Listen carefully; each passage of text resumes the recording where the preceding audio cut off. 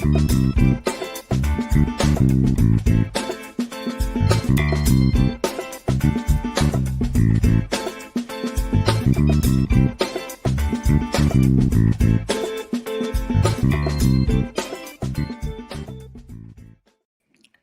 welcome to Maker's Bar. I'm Akshata Shetty. Today we have Jamie Catto. He's a musician and a filmmaker. Jamie produced and directed his most recent film, which is Becoming Nobody, a tribute to the spiritual teacher Ram Dass. It is by far one of the best and the most introspective movie I have watched and have received many global acclaim. Welcome, Jamie. Welcome to Hi Maker's there. Bar. Hi. I am, first of all, very excited for this interview. And I have to say, you are like a brother to me in some ways. So tell us a little bit about your journey before you made this movie and what inspired you to make this movie, which is Becoming Nobody. Well, um, my first, experience of Ram Dass was in my very early 20s when I was also suffering from a lot of different problems and also exploring different things, yoga and Buddhism and New Agey things and breathing things and Tai Chi and all these kinds of different things I was exploring to try and learn how to breathe and learn Uh-huh. how to be in my body. Yeah. And and I've been an artist my whole life with bands like Faithless and One Giant Leap and the One Giant Leap band. We went all around the world speaking to all the spiritual leaders and all the Yeah. artists and musicians and a big mixture of everyone that inspired us. And one of Mm-hmm. the people that inspired me the most on all of those travels is definitely Ram Dass. I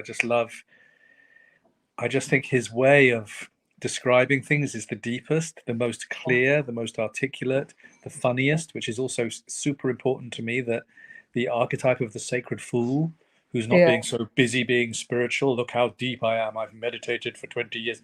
It wasn't ego and vain. It was genuinely Yeah. humble, not doing humble, being humble Yeah. and hilarious and very loving to me. Yeah. And he was in both of my last two movies, One Giant Leap and What About Me? Yeah. And I just thought to myself once, some years ago, you know, there are some movies with Ram Dass in them, but they're all quite serious, like Fierce Grace and Going Home. They're beautiful, but Yeah. none of them really get across his sacred fool, how Yeah. funny he is, how naughty he is. Yeah. And I thought, no one has really made the Ram Dass movie that really gets across how wonderful Yeah. he is in all these different ways in my heart. So I Yeah. called them up and I said, look, I want to make the movie, the Ram Dass, the movie. And they loved him in my other two movies. And, we always got on really well since I met him when I was in my early 20s. Uh, Yeah. so they said, yeah, go and do it. Here are the keys to all the archive, all the footage and videos and everything we have. And Yeah. I went to chat to him, do some interviews so that we would have two sides to the movie. There was the part which is all just the best of all of his teachings. Yeah. Yeah. And the other side of the movie is me trying to get him to name me as his successor and failing. Which is very hard shoes to fill. Yeah, I gave it a good try. Yeah. So tell me, you spoke about how funny he is, which I would have never expected. But tell me how has he personally influenced you and your life, and probably perhaps filmmaking as well? How is he like? I feel like he's had a deep influence on you. So you mentioned it Huge. in the movie as well, that when you first met him, you felt like, oh my God, I met my father or something like that. Yeah, and I think he's taught me the absolute cornerstones Uh-huh. of living a free and creative, joyful life. Yeah. For Yeah. example, acceptance. Yeah. A big part of his teaching is the next lesson is exactly where you are, that you're Yeah. part of a plan, and whatever's going on for you, look at it as dharma, look at it as a lesson, look at it as what is this teaching me, Yeah. not and try and not have too much resistance. So that Yeah. is a huge, just that alone is a Yeah. huge lesson in life, to practice acceptance and curiosity with Yeah. adversity. Yeah. I remember when I had one of my first records coming out in my 20s, and I was very nervous about it because it was on the Yeah. radio, Yeah. TV. I rang him up and I said, oh, I'm so scared. What if it doesn't do well. Everyone's expecting such great things from this album. Yeah. And he said to me, he said, Jamie, well, one of two things will happen. Either you'll release it and it'll do really well, and that Yeah. will be one set of interesting circumstances and Yeah. experiences, or it won't do very well, and that will be another set of interesting circumstances. So he was like, he wasn't there to soothe you or make you feel better. He was there to make you look at it in a way which was the most free and the most Yeah. true. Yeah. So though that kind of acceptance, also the practice of loving awareness, to be in two places at the same time, to be both inside the ego, inside the drama, but Yeah. also outside watching it with love and humor. To be, Yeah. because you can't only be outside it watching with love and humor, because that's spiritual bypassing. That's not living a human life. You have to Yeah. know you have greed and you have neediness and you have anxiety and you have fear and you have faults. You have darkness and light. So Yeah. you can't escape that while you're a human. Don't try. And he talks in the movie about how he tried and failed, and Yeah. Alan Watts had to remind him to include his own humanity in the Yeah. journey. Yeah. So it's not just about only looking at it from the outside with love, but you Yeah. have to be in both places. You have to live through it and watch it with love and Yeah. humor. And really, those two things alone, the thing about acceptance and every lesson is right where you are, and Yeah. watching it with love and humor while being also accepting you have an ego and your humanity, Yeah. that alone, if you just practice those two things, Yeah. you're going to be, it'll be amazing. Yeah. So it's interesting you say that most people who get spiritual, they kind of start observing just from outside, right? And which even I have tried to do occasionally. And then you realize, oh no, you have to be inside the drama as well, and you have to live it as well. So that's like really wonderful that the way you said it, I've never thought about it that way. So, he has like massive teachings, right? And when I watched the movie, the best part about the movie was like, if you watch that movie and you are like just new to spirituality and you don't understand all of this, you just watch those teachings and you just take those teachings that you have selected in the movie. You can live a complete life with just those teachings. So that must have been really difficult to do. Like, I would say extremely difficult to do. And I've seen one other person do it. He does it. He has an Instagram handle. It's called Instamonk. He's also a Neem Karoli Baba follower, and he does it very well. And I think the other work that I've seen, which is done so well, is your movie, Becoming Nobody. Like anybody watches it at in any time in history, they'll watch it, they'll take those teachings, and they'll be able to live Mm. their entire life with it. So I don't know what I mean. I don't think that was done by just you picking it up very mechanically. It had to be something bigger than that, I feel. Mhm. Hmm. It's just like whenever I make a film or an album or design a retreat or whatever we're doing, Yeah, I'm always like, the best way I find to do it is to do the most selfish version. yeah, So like, if I can make myself satisfied, if it will make the most sense to me, yeah, I trust it will make the most sense to everyone. I could only really go through my taste and my brain. So yeah, with the Ramdas movie, Becoming Nobody, it's like, okay, let's just start at the beginning. You're yeah, born into an ego. yeah, You get prizes. This is how you get shut down and you get into too much identifying with yeah, the ego. yeah, Just step by step, the simplest kind of pathway that, even if you're not spiritual at all, just makes common sense. That's what I yeah, love about Ramdas, is you could take away all of yeah, the Hindu imagery, you can take away all of the bells and the chanting and the spiritual art direction, you could take it all away and it still makes perfect sense. yeah, yeah, That's the kind of spirituality that I'm interested in, is that yeah, every day you don't have to be part of a club or yeah, part of a religion to be part of it. It just yeah, is common sense for everyday people. yeah, So that's how I did it. It's how I always do everything. It's like, what is the most just simple step by step way that I can get this across so that yeah, everybody can't miss it?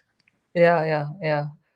I totally hear you. It was just an amazing piece of work. In fact, I had heard of the movie in 2019, and somebody had asked me to go and watch it, and I didn't do it. And then I had a little story where I went to India early this year, and I was told like you should try to become a nobody, and then I was like, what do you mean? So so I would say it was definitely a catharsis when I watched that movie. Okay, so tell me, I mean, what are the challenges that you encountered when you made this movie, right? You towards the end, I saw you crediting everyone who helped you out with his health and everything. So, but what other challenges did you face? The main, artistically, the main challenge is that there isn't a lot of visual, there's only him. Yeah, Um, so to make it beautiful and make it something which you can watch for an hour and 20 minutes, you yeah, have to come up with a visual way of illustrating the yeah, wisdom. yeah, And my mission was, I don't want this to look like another glorified YouTube clip with yeah, rushing clouds yeah, and the wind blowing through the leaves and all these images which mean nothing, and yeah, they're just fat just to get through, you know.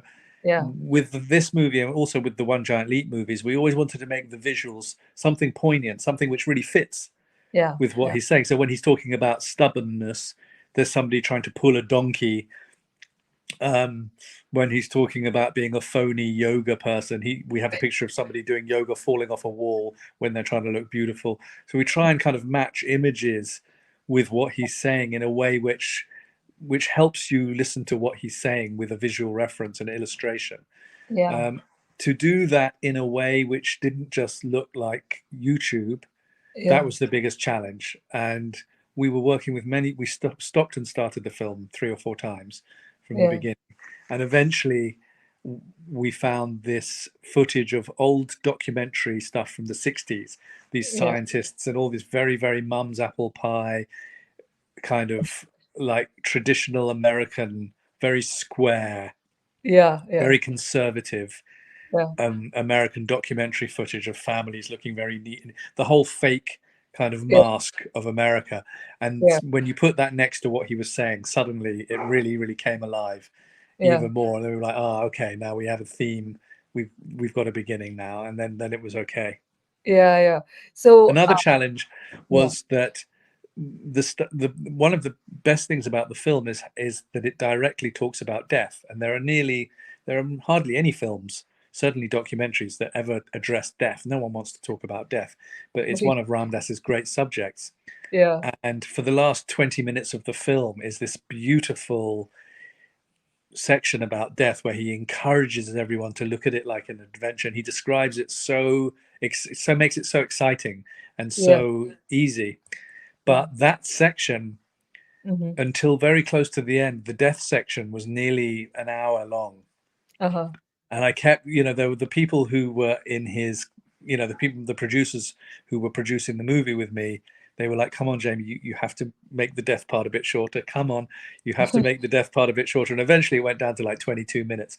But it was a big challenge because we lost so much incredible stuff by yeah. reducing that death stuff. Yeah, yeah. But I think you are right. Nobody talks about death, and you did a very good job of it. I didn't catch on it, but yes, because that's not a topic that I've thought about very deeply. But I agree. You are absolutely right. Now that I think about the movie back again. So tell me, where did you come up with the name "Becoming Nobody"? And this is very That's one of personal. his phrases. It's one of his phrases. Okay. Yeah, I mean, we were just looking through his phrases. Yeah, Originally, the working title of the movie, while we were working, the yeah, working title of the movie was Walking Each Other Home, yeah, which is one of his great phrases. We're all walking each other home. yeah, Um, and because I'm in a conversation with him all the way through, it kind of fits. yeah, Unfortunately, we took so long to finish the movie that he actually brought out a book called Walking Each Other Home, I think, or collaborated with someone a year before we finished the movie. So suddenly we couldn't use that title anymore. So yeah, we had to come up with something else and just listen to lots of his things. And then there was just one point where I saw he had said, the game isn't about becoming somebody, it's about becoming nobody. And it was like, there it is. And also because he was very close to death, it yeah, was kind of like becoming nobody. He was about to cross over the threshold into himself becoming nobody. So it yeah. seemed to fit as well. Yeah, the game is about becoming nobody. I totally agree with him. So it's funny, I have to say this story because we're talking about Ramdas, and I didn't know anything about him until 2017, until I read a book on Neem Karoli Baba. And then I suddenly, and I didn't know about Neem Karoli Baba either. I one day accidentally read that book. And then I learned about Ramdas, and I was in a meditation center on in Marin County, which is north of where I live. Uh, and suddenly this woman walks up to me and they asked, "How did you get into meditation?" And I told my story. This woman walks up to me and then she says, "I know Ramdas." And I was like, "What do you mean you know Ramdas?" And she's like, "I know Neem Karoli Baba. I met Ramdas. And everything that you see in California, Akshita, is because of Ramdas. Like all the prosperity that we have here is because of Ramdas. We were all doing drugs." And I'm like, okay. I mean, that was like, and this was like a year ago, I think. It was like a aha moment. I didn't even know the Mm. impact he's had into the entire society that I live in. Yes, It is so much. nobody. I mean, he wrote the first ever self-help book. You know, self-help is a huge industry now. Yeah, But he wrote the first book, Be Here Now. And of course, that started the Now lineage, which became, one of the biggest ever selling self help books, The Power of Now. And him and Eckhart Tolle do sometimes interviews together. yeah. And I always tease Ramdas if he's ever going to sue Eckhart Tolle, because Eckhart has made so much money from The Power of Now. And he took your idea. So whenever I said to him, I saw your beautiful Yeah.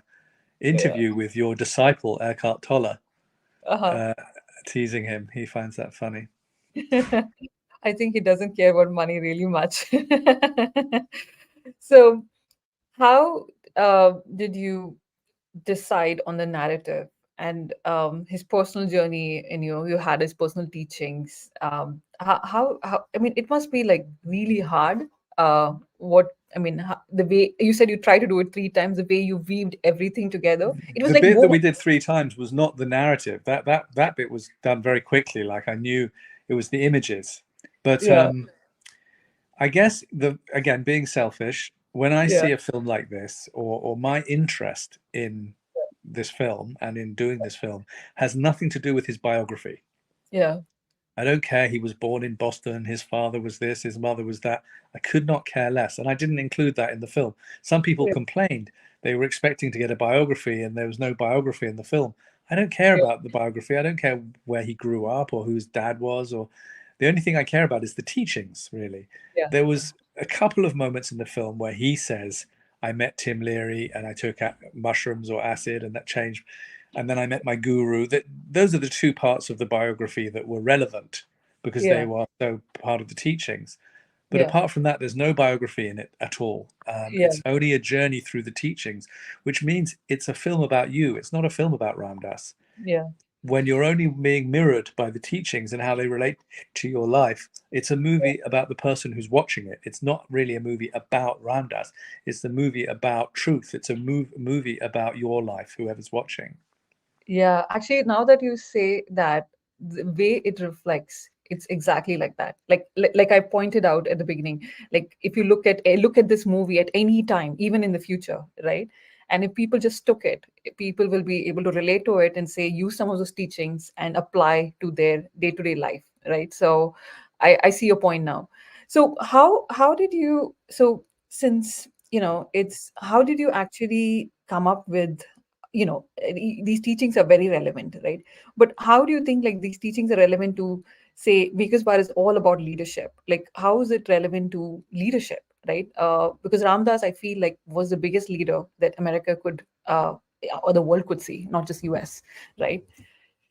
I think that the only way you can truly be a good leader is Yeah, if you are on what they call a twin trail, a path yeah, which is, yes, out into the world, but a path into your own heart, the embodiment of your own wisdom, the yeah, embodiment of your own compassion, the embodiment of your own authenticity. yeah, These are the only qualities that a good leader, if a person doesn't have those qualities, there's no possibility of them being a good leader. A good yeah, leader can only be a good leader from their own embodiment and example of the teachings, not just speaking the teachings, yeah, but to be a living, breathing, radiating example yeah, of those teachings. So when you watch Ramdas's stuff and you apply them to your life, you have the best chance of being a good leader, because by cultivating your own compassion, cultivating your own forgiveness of yourself and your humanity and your dark sides, cultivating your own acceptance of yourself and other people, cultivating your own passion, cultivating your own interest in what are the lessons that life has for you. Yeah. By doing those things, you become a much more powerful and free and compassionate leader. And unless you're doing those things, then your leadership will be very superficial. So Yeah. whether it be your favorite teacher, mine is Ram Dass, or other wonderful teachers, there are many of them. Alan Watts is a great teacher. Pema Chodron is a Yeah. great teacher. Adyashanti is a great teacher. Eckhart Tolle is a great teacher. There are plenty of Gabrielle Roth, who Yeah. made the Five Rhythms dancing. She's an incredible teacher. If you have someone that really, really inspires you to be the best of Yeah. yourself, then you're going to be the best leader, Yeah. but by embodiment. By embodiment, I cannot agree more. I think I totally agree with you. I resonate with it. So tell me, you spoke about other teachers right now, so that's my next question. Have you thought about making movies about other spiritual teachers? First of all, to make a movie in spirituality and to make such an amazing movie, it is very hard, like extremely hard. Well, the One Giant Leap movies are those because they're just a mixture. Gabrielle Roth is in them, Ram Dass is in them, Eckhart Yeah. Tolle is in them, Yeah. um, Neil Donald Walsh, who wrote Conversations with God, is in them. Also, some of my favorite deep, influential artists and Yeah. writers Yeah. like Kurt Vonnegut and Tom Robbins, and great musicians like Michael Stipe, and they're all very, very deep teachers in their own way. So those other two movies are more like compilations of a spread of different inspirations. I started a film about Gabrielle Roth, which has not been finished yet for reasons I won't go into now. Yeah. But to be honest, the only one who's really touched me so deeply that I would like to make the movie is Ram Dass. Um, if I had to make one more apart from Gabrielle Roth, I'd like to make the equivalent film of all the wisdom and teachings of Pema Chodron, because I just Uh-huh. love the way she Yeah. speaks, and I think we need to hear from more women. Yeah. I hear you. It's very true. Um, so I don't think the next film I would make would be about a white man. Yeah. Okay. So tell me, so how is this like tell me about actually it would be unfair to say how this movie has influenced your spiritual journey, but how has, I mean, you seem to be very evolved, like where like your presence I can tell, right? How have you, I mean, could you share some of your experiences as to how have you spiritually evolved, right? And it's like almost like a transformation. You smile. You're like getting out of the cocoon and you become a butterfly eventually. So Yeah, I mean, I don't want to say how is this movie influenced, because I think it's too narrow of a subject, but I feel like you have evolved over the years, yeah. right? I can I see would say face in you. I have definitely evolved, Yeah. um, and I would say truthfully that 99% of all my evolving Yeah. I have done unwillingly. I've been forced, kicking and Okay. screaming, into all of my evolution. Um, I've had a lot of experiences which have forced me to evolve or die, Yeah. Yeah. or evolve or break my heart too much to not be able to continue. Yeah. Also, I'm the father of three daughters, so that is a huge acceleration for Yeah. anybody's evolution, is to be Oh, the great. father of daughters. Uh-huh. You have to learn all kinds of acceptance, and you understand your place in the hierarchy of the world Uh-huh. much better when you have daughters. You know where you sit. Yeah. Um, so yeah, you know your place. And so yeah, that's all I can really tell you is, I've had certain things where I've really suffered. Like I had Yeah. terrible mental illness problems when I was a teenager, Uh-huh. and I had some heartbreaking relationships, and I've had also, I guess, I have naturally wanted to help people. I don't know Yeah. if that's because of suffering stretching one's compassion and empathy, but for Yeah. whatever reason, I've wanted to help people, and being in the field of helping people so much, I've been Yeah. mentoring people, coaching people, running workshops and retreats and everything for many, many, many years. Yeah. When you are around a lot of service, when you're around a lot of other people suffering, Yeah. and you can be present with them without always trying to fix them, but when you can sit with suffering, when you can sit compassionately with Yeah. somebody in their drama or their challenges, that Yeah. evolves you by Yeah. being of service. Wow. I cannot agree more. And it is one of the hardest things to do, to sit through somebody else's sufferings. And I Yeah. don't have the powers, and I know that very well. I'm self-aware of it. Like I would run away when I see somebody else's sufferings. So people who can do that are like, I was telling my best friend yesterday that she's able to do it. And people who can do that are have reached another, have graduated to another level, I Well, feel. there are a lot of people who haven't, and I'm one of them. Yeah. Half the time you're in service, half the time it's much easier looking after everyone else's problems as a way to not look at your own. Yeah, yeah. So my service is this. What I do with Maker's Bar is my service. Don't. I don't think I can sit through. One time I remember I was sitting in a flight and a man told me about his suffering, and I just couldn't deal with it. I had to like run away from it. You know what I mean? So I feel like there are different ways to do service. Mine is this because I feel I'm very protected in some ways. So I didn't have to go. I mean, I also have to go through this spiritual journey. You have to go through some sufferings, right, to even get to where I am at right now. But sitting, I think those people who can sit through other people's suffering, they have extraordinary power. It's not normal at all, I would say. So tell me, I know we have very limited time, probably another 5 minutes or something.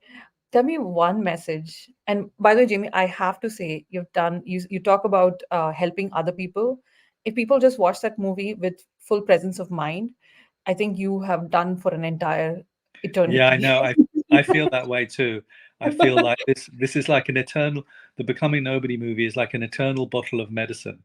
As long Yeah, as there are screens to show it on, whether it be a laptop, a phone, a cinema, yeah, you can watch it a million times, 10 million. It lasts as long as everybody watches it. yeah, It's like finished. So it can always. I have a fantasy that in the year yeah. 2673, some people will be on a spaceship to go and do a retreat on Neptune, uh, and they'll say to each other, "Hey, let's go really retro and drop acid and watch the Ramdas movie." You know, we still listen to Mozart now, hundreds of years later. He could never have expected that in the year 2023 you could still go and see a Mozart string quartet.